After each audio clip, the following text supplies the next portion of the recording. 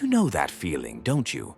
That gut-wrenching twist when you realize someone genuinely dislikes you, or worse, actively hates you. Maybe it's a colleague spreading rumors, an old friend who turned bitter, a family member who constantly undermines you, or even an anonymous online troll spewing venom. It's a feeling that can gnaw at your peace, consume your thoughts, and leave you feeling utterly powerless. You might replay conversations, strategize comebacks, or even fantasize about confronting them. And in that moment, peace feels like a distant dream, replaced by a churning cocktail of anger, hurt, and confusion. What if I told you there's an ancient, profound wisdom, honed by some of the greatest minds in history, that offers not just a way to cope with such negativity, but to transcend it entirely? A way to stand firm, unshaken, even when the storms of hatred rage around you. This isn't about ignoring the problem or suppressing your feelings. It's about a radical shift in perspective that disarms your haters and empowers you to reclaim your peace, no matter what others think or say. This is the Stoic way. And by the end of this video, you'll have a complete blueprint to transform your response to negativity, turning poison into power. Stick around, because this understanding isn't just life-changing, it's absolutely essential for navigating our complex world. Before we dive deep, if you're looking for practical wisdom to navigate life's toughest challenges, and you want to join a community dedicated to personal growth, hit that subscribe button and ring the notification bell right now. You won't want to miss our future explorations into living a more tranquil and purposeful life. So, what exactly is Stoicism? It's not about being emotionless or toughing it out. Far from it. Stoicism is a practical philosophy of life born in ancient Greece and Rome that teaches us how to live well, even amidst adversity. At its core, it's about understanding what is within our control and what isn't, and focusing our energy solely on the former. It's about cultivating inner resilience, virtue, and tranquility, regardless of external circumstances, including the opinions and actions of those who dislike us. Stoic principle number 1, the dichotomy of control. The foundational principle of Stoicism, and arguably the most liberating, is the dichotomy of control. Epictetus, a former slave who became a profound Stoic philosopher, taught that some things are up to us, and some are not. Our opinions, impulses, desires, and aversions, these are within our control.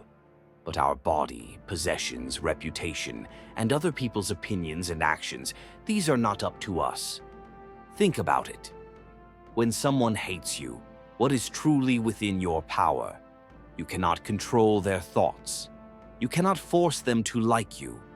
You cannot dictate their words or actions.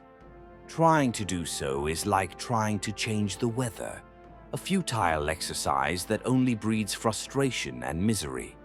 What can you control? Your reaction, your interpretation of their words, your decision to engage or disengage, your commitment to your own values, irrespective of their judgment. The Stoics understood that most of our suffering comes not from external events themselves, but from our judgments and reactions to them. If someone insults you, the insult itself doesn't harm you. It's your belief that their insult diminishes your worth that causes suffering. This is a radical shift. It means you stop chasing the impossible task of changing others and start mastering the only thing you truly can master: yourself. Stoic Principle 2. Objective judgment and premeditatio malorum. The next powerful Stoic tool is objective judgment.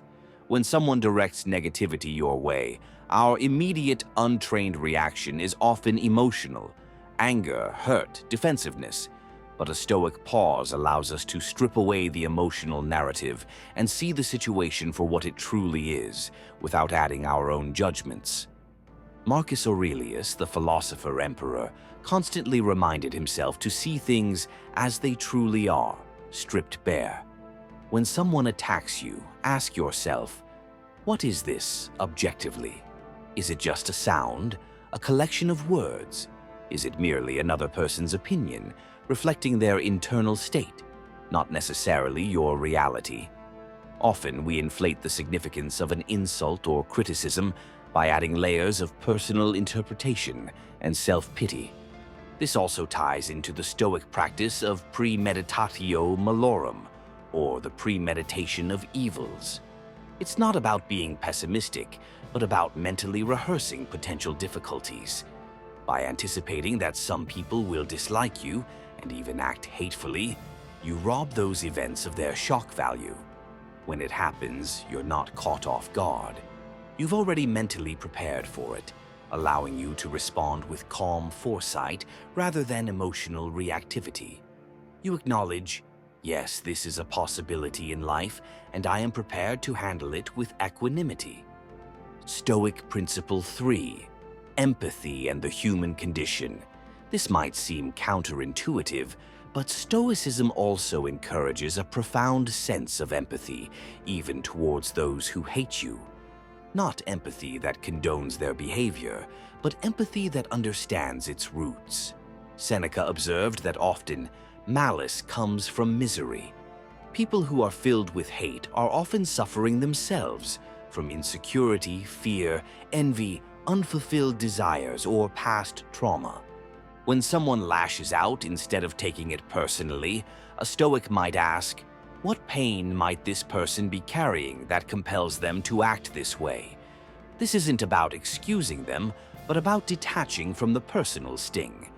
Their actions are a reflection of their inner world, not a definitive statement about yours. When you view their hate as a symptom of their own suffering, it disarms its power over you.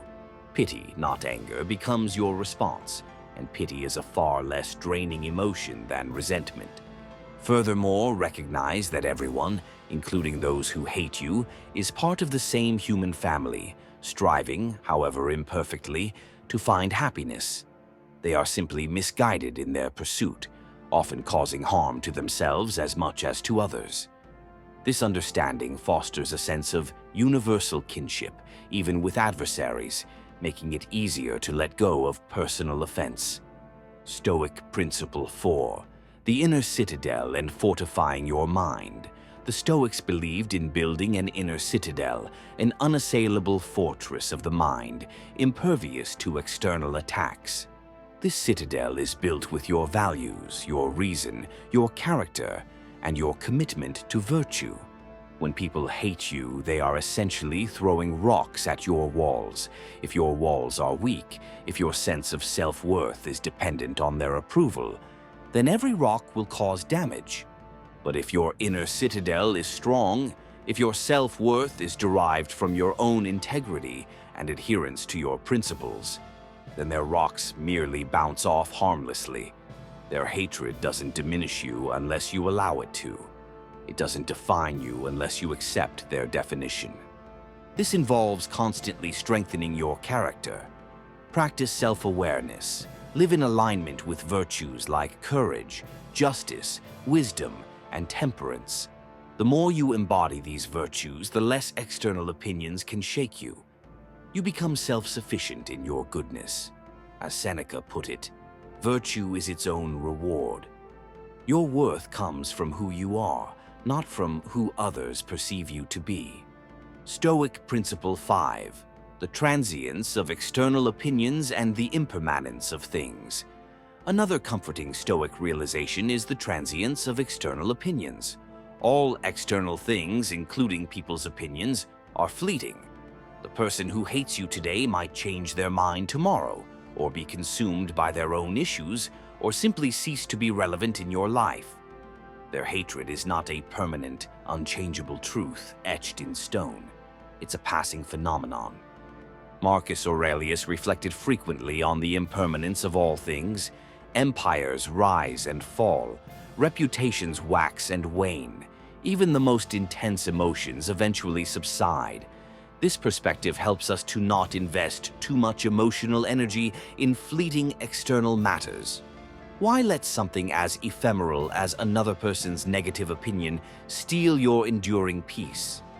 Consider the vastness of time and space. In the grand scheme of things, does the fleeting opinion of one person truly define your entire existence or diminish your intrinsic worth? No. The Stoics encourage us to zoom out, to gain perspective, and see the triviality of many things we allow to upset us. So, how do we translate these profound ideas into actionable steps when faced with someone who hates us? Acknowledge, don't absorb. When you encounter negativity, acknowledge its presence without absorbing it. Okay, this person is saying X. That's a fact. Don't add, and that means I'm worthless, or this will ruin my day. Just observe, pause, and breathe. Your first reaction will likely be emotional. The Stoic pause is crucial. Take a deep breath. Create a space between the stimulus, their hate, and your response. This space is where your freedom lies. Apply the dichotomy of control. Immediately ask, is this within my control? Their hate? No. Your reaction? Yes. Focus exclusively on your reaction. Seek objective judgment. Strip away the emotional baggage. What are they actually saying or doing? Is it just noise? Is it a projection of their own issues? Practice indifference to indifference. Opinions, reputation, popularity. These are indifference in Stoic philosophy. They are not inherently good or bad. Attach less significance to them. Your happiness shouldn't hinge on whether someone likes you or not. Respond with virtue or not at all. If a response is necessary, let it be guided by virtue, calmly, rationally, without anger or defensiveness. Sometimes the most virtuous response is no response at all. Engaging with hate often fuels it. Silence can be your most powerful shield. Focus on your own character. Let their negativity be a reminder to double down on your own integrity. They hate me? Well, I will continue to be just, kind, and wise. Your actions are your most potent rebuttal. Use it as a training ground. See every instance of negativity as an opportunity to practice your Stoicism. Each time you respond with calm and reason, you strengthen your inner citadel. Haters, in a strange way, become your unwitting personal trainers in resilience. Set boundaries. Stoicism doesn't mean being a doormat. It means controlling what you can. You can control who you allow into your life, what conversations you participate in, and what spaces you occupy. If someone's hatred is truly toxic and inescapable, strategically limit your exposure to them. Reflect on mortality, memento mori. This might sound grim, but reflecting on your own mortality and the impermanence of life can be incredibly liberating. When you remember that life is short and precious, do you really want to spend your limited time and energy dwelling on someone else's negativity? Focus on what truly matters: your purpose, your loved ones, your growth. Imagine a scenario. A colleague constantly belittles your ideas in meetings. Your initial impulse might be anger, defensiveness, or wanting to retaliate. The Stoic approach, dichotomy of control. You can't control their disrespect, but you can control how you present your ideas and your emotional response. Objective judgment. They are expressing an opinion, perhaps driven by their own insecurities. It's just words. Inner citadel. Your ideas have merit based on their own logic, not on this colleague's approval. You stand firm in your competence. Virtuous response. You might calmly reiterate your point, ask for specific objections, or simply move on, knowing your worth isn't contingent on their validation. You don't engage in a petty battle. This isn't about becoming indifferent to the world. It's about becoming indifferent to external things that don't matter to your inner peace. It's about achieving a profound sense of freedom. Freedom from the tyranny of other people's opinions. Freedom from the draining cycle of anger and resentment. Freedom to live according to your own values, come what may. The Stoic way to handle people who hate you is not about winning an argument or changing their minds. It's about winning your own peace. It's about recognizing that their hatred is their problem, not yours. You are merely the unfortunate recipient of their internal turmoil. By refusing to internalize their negativity, by focusing on what is within your control, by strengthening your character, and by cultivating an objective, empathetic perspective, you render their hatred powerless. The ultimate victory isn't when your haters suddenly love you. The ultimate victory is when their hatred no longer disturbs your tranquility, when it no longer defines your day, when it no longer sways you from your path. It's when you realize that their animosity says everything about them and nothing about you. And in that realization, you find an unshakable calm, a profound self-respect, and an enduring peace that no one, absolutely no one, can take away from you. If this video has resonated with you and you're ready to embrace a more resilient and peaceful way of living, please give it a thumbs up and share it with someone who might benefit from this wisdom. What's your biggest takeaway from the Stoic approach? Let me know in the comments below. I will read every single one. And if you haven't already, subscribe for more practical philosophy to empower your life. Remember, your peace is your power. Cultivate it, guard it fiercely, and live stoically.